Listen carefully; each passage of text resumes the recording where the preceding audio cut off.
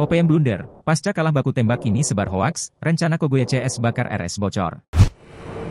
Setelah dipaksa mundur pasca baku tembak melawan TNI dan Polri, OPM masih belum berhenti bikin ulah di distrik Paniai Timur. Organisasi separatis di Papua tersebut menggunakan taktik lain yang tidak menggunakan senjata. Mereka menyebar kabar di media sosial yang menyebut anggota TNI mengusir pasien di rumah sakit. Namun, kabar tersebut dengan cepat dipatahkan sehingga hampir bisa dipastikan hanyalah kabar kosong belaka.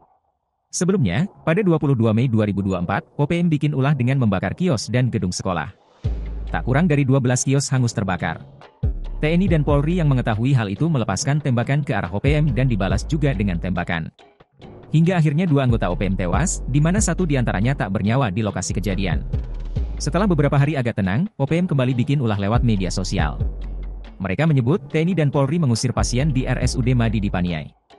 Melalui keterangan tertulis, Letkol Infantri Chandra Kurniawan selaku Kapendam 17, Cendrawasih membantah kabar tersebut.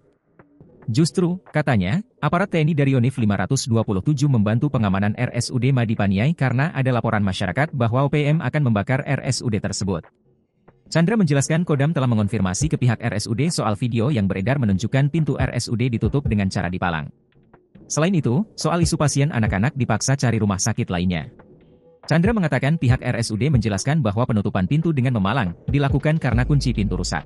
Hal itu membuat pihak RSUD takut obat-obatan dan alat medis hilang. Sementara itu, disebut bahwa pasien anak-anak dialihkan ke RSDI karena RSUD tersebut tidak memiliki dokter spesialis anak. Foto itu kejadian lama, sedangkan saat ini tidak seperti itu kondisinya.